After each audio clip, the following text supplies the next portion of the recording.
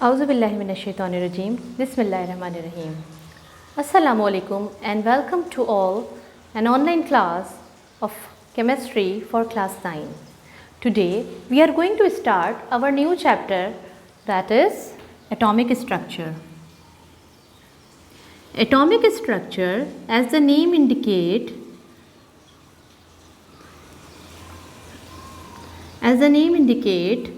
is related to atom and its structure. So atom, what is atom? Atom is indivisible part of any matter. किसी भी matter का indivisible part यानी वो मज़ीद cut ना होने वाला, मज़ीद ब्रेक नहीं होने वाला पार्ट जो है, पार्टिकल जो है, वो क्या कहलाता है? एटम कहलाता है। मैटर क्या होता है? Matter anything which occupy space and has a mass. किसी भी चीज़ का, जो भी चीज़ वज़न रखे और जगह घेरे, उसे मैटर कहा जाता है। और मैटर जो है वो एटम्स से मिलके बनता है। For example we have this marker. ये मार्कर इस बहुत ही स्मॉलेस्ट एटम्स से मिलके बना है और उन एटम्स को जब आपस में कंबाइन हो रहे हैं तो वो क्या बना रहे हैं? एक मैटर बना रहे हैं। इस चीज़ को और इसके अलावा एटम्स में कितने फर्दर पार्टिकल्स हैं, किस तरह से एटम को डिवाइड किया गया है और मज़ीद एटम के सब पार्टिकल्स क्या क्या हैं, वो हम लेटर ऑन इस बारे में डिस्कस करेंगे। But first we discuss about the theory of atoms. What is the theory of Dalton's atomic theory? Dalton was the scientist और उन्होंने 1808 में एक थ्योरी दी थी डाल्टन, जिसको हम बाद में डाल्टन एटॉमिक थ्योरी का नाम दिया गया था। और इन्होंने इस थ्योरी में क्या बताया था? इन्होंने इस थ्योरी में एटम के बारे में बहुत से इंकशाफात किए थे, कुछ पोस्टुलेट्स दिए थे, जो कुछ इनकी स्टडीज़ थी, जो इन्होंने स्टडीज़ करने के बाद एटम के बारे में इन्होंने बहुत सी चीज़ें हमें एक्सप्लेन की थी। वो क्या थी? सबसे पहला इनका पॉइंट था कि एटम जो है वो इंडिविजिबल पार्ट है, यानी वो मज़ीद डिवाइड नहीं हो सकता किसी भी पार्टिकल में। बट लेटर ऑन इस थ्योरी को भी रिजेक्ट कर दिया गया और इस पर फर्दर एडवांसमेंट, फर्दर एक्सपेरिमेंट्स हुए तो पता चला कि एटम्स जो है वो मज़ीद सब पार्टिकल्स में टूटा हुआ है और उन पार्टिकल्स को क्या नाम दिया गया है?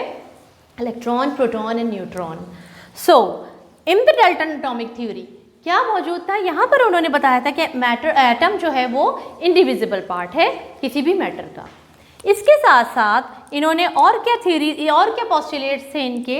इन्होंने जब एटम को डिफाइन कर दिया कि वो इंडिविजिबल है, इसी के साथ साथ उन्होंने एटम के बारे में और भी बताया और वो ये बताया था कि एटम किसी भी एक एलिमेंट में जो एटम्स होते हैं वो आइडेंटिकल इन नेचर होते हैं। Identical in nature, what is the meaning of identical in nature? Identical in nature means कि उनका साइज, उनका शेप, उनका केमिकल प्रॉपर्टीज सब सिमिलर होंगी। किसकी? उस एलिमेंट के एटम्स की। एक ही जैसे एटम्स मिलके एक एलिमेंट को फॉर्म करते हैं और more than one atom, more than one elements मिलकर आपस में कंपाउंड बनाते हैं। ठीक है। फॉर एग्जाम्पल हमारे पास इस वक्त, फॉर एग्जाम्पल मैं आपको दूंगी गोल्ड की। गोल्ड आपके पास एक एलिमेंट है। अब गोल्ड में क्या होता है? गोल्ड जो प्रॉपर एक गोल्ड होता है उसके अंदर जितने भी एलिमेंट हैं उनका साइज, उनका शेप, उनका स्ट्रक्चर, उनका केमिकल प्रॉपर्टीज सिमिलर होंगी, सेम होंगी। किसकी? उनके एटम्स की। तभी वो एक एलिमेंट के तौर पे सामने आता है। इसी तरह से आपके पास एग्जाम्पल है आयरन की। आयरन आपके पास होता है जिसे हम लोहा कहते हैं। उसमें क्या होता है? उसमें भी सेम यही प्रॉपर्टीज़ होती हैं कि उसकी जो एटम्स हैं वो तमाम एटम्स जो हैं वो एक ही साइज़ रखते हैं, एक ही शेप होता है उनका और एक ही केमिकल प्रॉपर्टीज़ मौजूद होती हैं उन एटम्स में, तभी वो एक एलिमेंट के तौर पे आपके सामने आता है। इसके अलावा एक और इन्होंने पोस्टुलेट दिया था, एक और इनका थ्योरी में इन्होंने बताया था कि जो भी एटम है अगर वो कंपाउंड बना रहा है, क्या बना रहा है? कंपाउंड। अगर वो कंपाउंड बना रहा है तो वो कंपाउंड आपस में एक फिक्स्ड रेशो से मिलेंगे।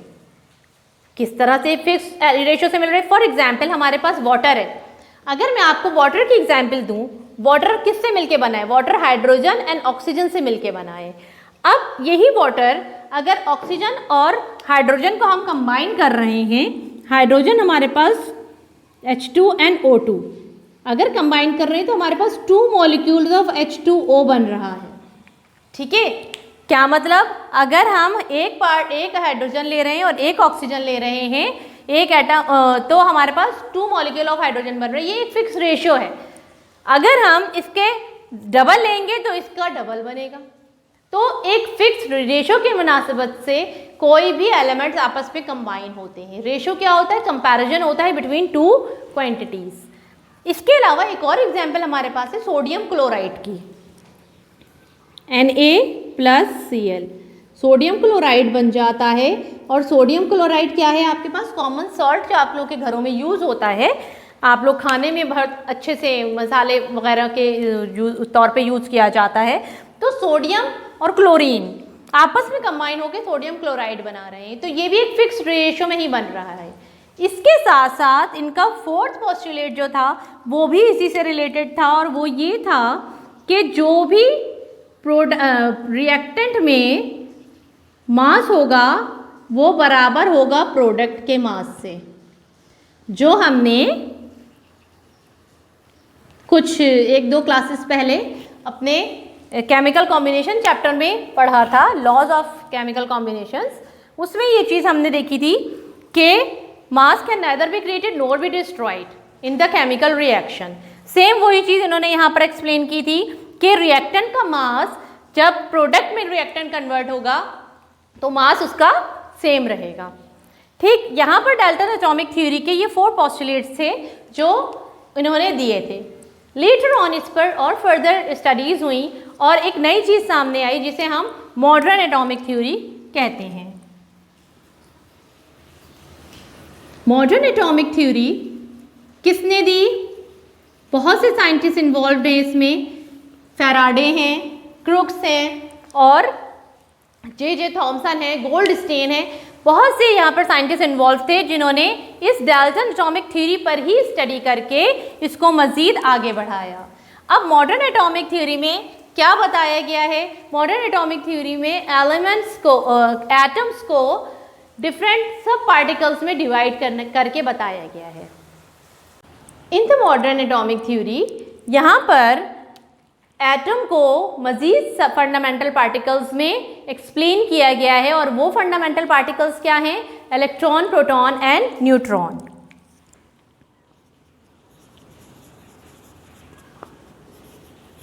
Electron, proton and neutron.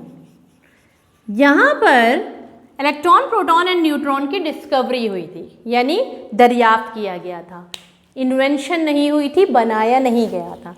क्या हुआ कि जब डाल्टन ने एटॉमिक थ्योरी पेश की थी तब ये चीज़ें उनकी दस्तरस से बाहर थी, या वो सोचने से उस वक्त भी उनकी सोच से बाहर थी कि वो इस चीज़ पर स्टडी नहीं कर पाए। बट आफ्टर सम ईयर्स इन्होंने, जो जे थॉमसन थे, उन्होंने इलेक्ट्रॉन पे स्टडी की। डिस्कवरी ऑफ इलेक्ट्रॉन हमारे पास आई।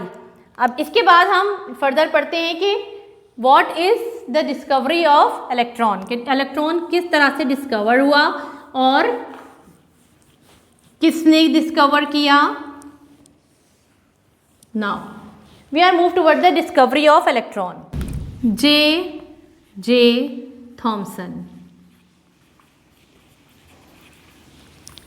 he is the scientist who discovered the electron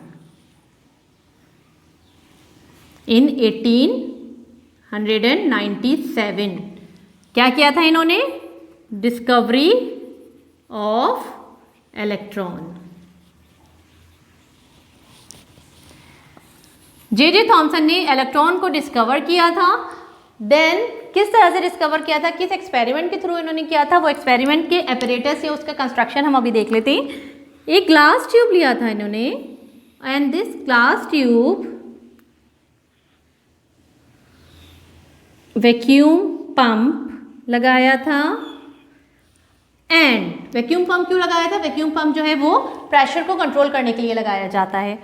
क्यों, कौन सा प्रेशर था इसके अंदर? इसके अंदर ऑफ कोर्स गैस थी। एक मीडियम होता है, कोई भी चीज़ को ट्रैवल करने के लिए एक मीडियम मौजूद होता है, तो यहाँ पे गैस मीडियम था, लेकिन उसका प्रेशर 0.0001 atm रखना था। जैसे वो प्रेशर यहाँ पे बढ़ता तो इस वैक्यूम पंप के थ्रू वो वापस से कंट्रोल में आ जाता। atm is the unit of pressure. Then 2 electrodes यहाँ पे लगे हुए थे, एक पॉजिटिव था एक नेगेटिव था। पॉजिटिव को हम एनोड कहते हैं, नेगेटिव को हम कैथोड कहते हैं। राइट, अब ये 2 इलेक्ट्रोड्स यहाँ पर क्यों लगाए गए थे? इलेक्ट्रोड्स जो है बेसिकली इलेक्ट्रिसिटी को पास करने में हेल्प देते हैं। इलेक्ट्रोड्स को कनेक्ट कर दिया बैटरी के साथ और एक हाई पोटेंशियल करंट इसमें से पास किया गया। राइट, हाई पोटेंशियल करंट जब इसमें से पास किया गया तो कुछ रेज इनको यहाँ से नेगेटिव टर्मिनल से पॉजिटिव टर्मिनल तक जाते हुए नजर आई। ठीक है, इन रेस को एट दैट टाइम इन्होंने कैथोड रेस का नाम दिया। राइट, अब क्या प्रॉपर्टीज थी इन कैथोड रेस की? तो फर्स्ट प्रॉपर्टी जो इन्होंने स्टडी की वो ये थी कि ये कैथोड रेस स्ट्रेट लाइन में ट्रैवल कर रही हैं। दे travel in a straight line. किस तरह से प्रूफ किया गया इस चीज़ को? उन्होंने यहाँ पर एक ओपैक ऑब्जेक्ट रखा। ओपैक ऑब्जेक्ट क्या होता है? जिसमें से कोई भी चीज़ पास नहीं हो सकती है। अब यहाँ से जब ये रेज आ रही थी तो कुछ तो यहाँ आके रुक गई, कुछ यहाँ से आके डिफ्लेक्ट हो गई और वापस से एनोड की साइड पे चली गई। ठीक, तो ये वाली जो प्रॉपर्टी थी कि ये कोई भी चीज़ है या जो भी रेज हैं ये ट्रैवल कर रही हैं इन अ स्ट्रेट लाइन, तो ये एक्सपेरिमेंट में उन्होंने इस तरह से ओपैक ऑब्जेक्ट को रखकर इसको एक्सप्लेन किया। तो ये एक प्रॉपर्टी हमारे पास आ गई है कि कोई भी कैथोड रेज हैं वो हमेशा ट्रैवल करेंगी इन अ स्ट्रेट लाइन। इसके बाद एक और यहाँ पर आपके पास इसकी प्रॉपर्टी है, वो ये है कि कैथोड रेज जब यहाँ से ट्रैवल कर रही हैं, अगर वहाँ पर कोई ओपैक ऑब्जेक्ट नहीं है तो क्या हो रहा है? वो आके एनोड पे स्ट्राइक कर रही हैं, टकरा रही हैं, तो वहाँ पर एक ग्लो हो रहा है। ठीक है, दे कैन ग्लो, ये ग्लो कर सकती हैं। क्यों कर रही हैं ये ग्लो? क्योंकि जब ये मूव कर रहे हैं कैथोड से एनोड की साइड पे, तो यहाँ पर आने के बाद वो किसी भी चीज़ से स्ट्राइक कर रही हैं तो वो स्पार्क कर रही हैं, ग्लो कर रही हैं। फ्लोरेसेंस जिसे कहा जाता है वो प्रोड्यूस हो रहा है। ये एक और इसकी प्रॉपर्टी थी। इसके साथ साथ द थर्ड प्रॉपर्टी इज, इन्होंने यहाँ पर एक पैडल व्हील लगाया। पैडल व्हील क्या होता है? एक सर्कुलर स्ट्रक्चर होता है व्हील टाइप, जो जब इसमें से कोई चीज़ पास होती है तो वो मूव करने लगता है, सर्कुलर इन मोशन हो जाता है। ठीक है, अब यहाँ पर जब पैडल व्हील का इस्तेमाल किया गया तो क्या देखा गया कि पैडल व्हील जब यहाँ से जब रेस पास हो रही हैं तो इस पैडल व्हील ने मूव करना शुरू कर दिया, और जब इसने मूव करना शुरू किया तो ये इंडिकेट करता है कि दे आर पार्टिकल्स। क्या इंडिकेशन हो रही है? कि दे आर पार्टिकल्स। ये पार्टिकल्स हैं, ये कोई रेज नहीं है। यहाँ कोई ना कोई पार्टिकल मौजूद है जिसकी वजह से ये मूव कर रहे हैं। Now move toward another property. इसकी एक और प्रॉपर्टी ये थी कि जब भी हम किसी भी दो चीज़ों का कंपैरिजन करते हैं तो उसे रेशो के फॉर्म में हम यूज़ करते हैं। फॉर एग्जाम्पल यहाँ पर है चार्ज अपॉन मास।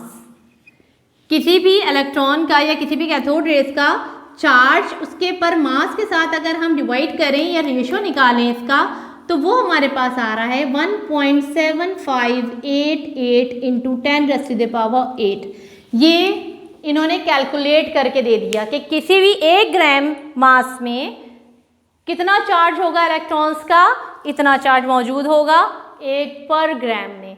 इसके लिए इन्होंने कुछ एक्सपेरिमेंट्स यहाँ पर ये किए कि उन्होंने गैस चेंज की, अंदर कभी हीलियम डाली, कभी हाइड्रोजन डाली, कभी एयर रखी, तो उन सब का, लेकिन प्रेशर उनका यही रखा, तो उन सब का क्या इनके पास आंसर मिला कि उनका जो चार्ज था वो चेंज नहीं हुआ। जब चार्ज चेंज नहीं हो रहा है तो मास पर यूनिट मास में हमारे पास जो भी चार्ज आएगा वो इतना होगा, ठीक है, 1 ग्राम में। इसके अलावा एक और प्रॉपर्टी यहाँ पर हम डिस्कस कर रहे हैं कि दे पजेस काइनेटिक एनर्जी।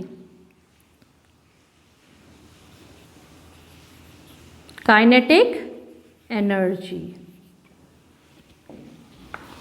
कि ये पजेस करती है काइनेटिक एनर्जी। किस तरह से? ऑफ कोर्स जब कोई चीज़ ट्रैवल कर रही होती है तो उसके अंदर मूवमेंट होती है, और ऑफ कोर्स कोई भी चीज़ मूव जब करेगी जब उसके अंदर एनर्जी होगी।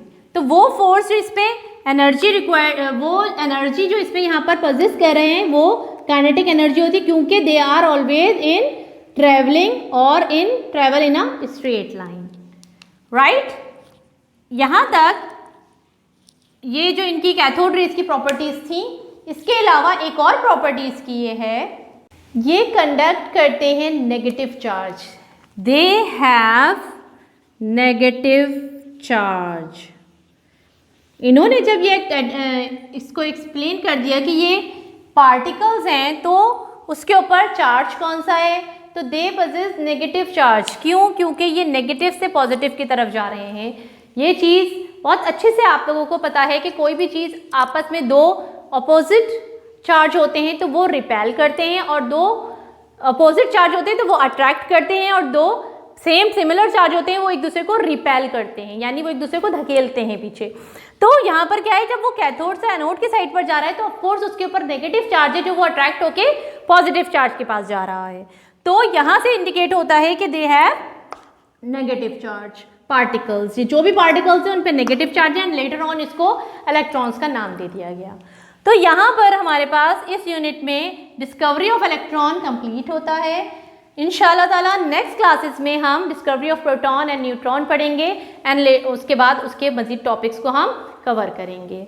यहाँ तक सबसे पहले हमने क्या पढ़ा कि एटॉमिक स्ट्रक्चर चैप्टर है, उसमें डाल्टन्स एटॉमिक थ्योरी को हमने थोड़ा सा एक्सप्लेन किया, इसके पोस्टुलेट्स बताए गए, then modern atomic theory, and then we are going to discover the electron. अब इलेक्ट्रॉन, डिस्कवरी ऑफ इलेक्ट्रॉन यहाँ पर एक्सप्लेन किया गया है with the help of discharge tube experiment, और जे थॉमसन ने इसको एक्सप्लेन किया था, तो इसके थ्रू हमने इसकी प्रॉपर्टीज़ को भी इस वक्त एक्सप्लेन कर दिया गया। स्टे सेफ, स्टे हेल्दी, अल्लाह हाफिज़।